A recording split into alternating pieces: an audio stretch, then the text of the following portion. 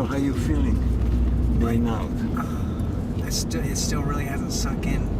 For somebody to go into prison with a life term and know that there's a possibility I may never get a chance to see my family on Christmas, or have a child, or play with a dog, go to the park, go to the beach. Those little things that I took completely for granted were all of a sudden enormous in my life.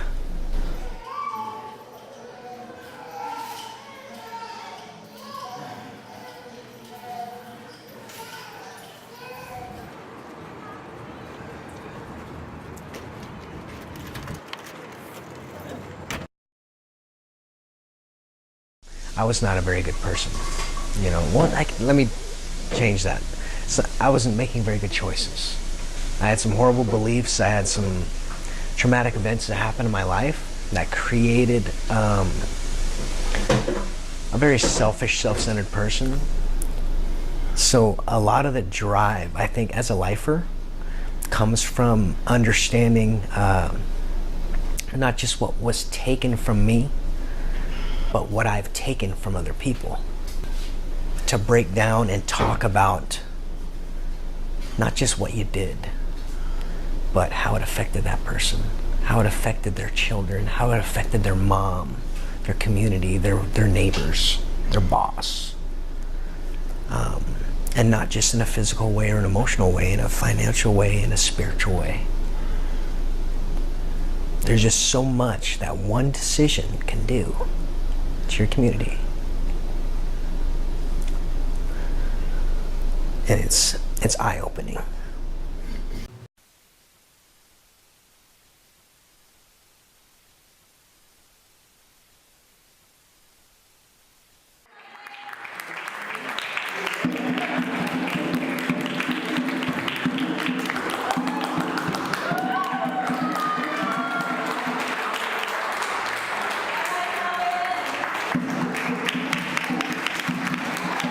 Not everybody in prison is horrible. There's like this stigma of prisoners out here. And the only reason why I say that is because I felt that before I got into prison, of what prison would be like.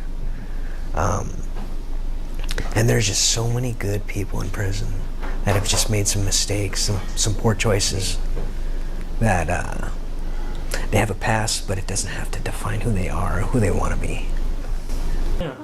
You'd be surprised at the people in prison that like animals, the type of animals they had. They had tarantulas, which I'm not no, even though they're hairy, and I like furry things, but not like that. Lizards, snakes, bats. Yeah, I mean, if you could think of an animal that's crawling around on the ground, most likely somebody had it for a pet. It's weird, but you know, teach their own. Do you know I had a pet gopher for 2.5 years in prison? For 2.5 years, that was my pet dog. That was Dink. That was my, you know what I mean? I took care of her. I treated her like a dog, you know? I'd walk around with her on the yard. People wanted to pet her, and cops would want to hold her and pet her and ask if I could, you know, find them one to bring home to their kids, which I've done. And I started, for some reason, just writing poetry. And somebody asked me, would you do me a favor, would you write a poem for my girlfriend? And I'm thinking, what am I supposed to write? You know, I don't know your girlfriend. So I started asking them, you know, what does she look like when she laughs? What does she sound like? What do you like best about her? What color are her eyes? What about memorable times you spent together? And I would take all that down in notes, and I would kind of connect them into like a little story that rhymed. And I would give that to them. I wouldn't write it in a card or anything like that because my writing sucked. But I'd give them that poem, and they'd send it out to their family, and they enjoyed that. So I ended up starting to make, you know, a couple dollars a poem. And that lasted, you know, a few months while I was in reception until I went to high desert, and that kind of just, everything fell off when that happened. Wasn't a good second place. 22 years of just sitting there waiting and thinking, is this moment right here gonna happen? And it's almost surreal to think that it is.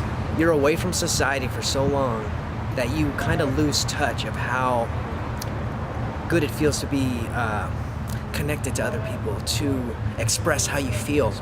But out here to be able to just be myself and not have any type of barrier to hold me back from making somebody smile or having somebody make me smile, you know what I mean?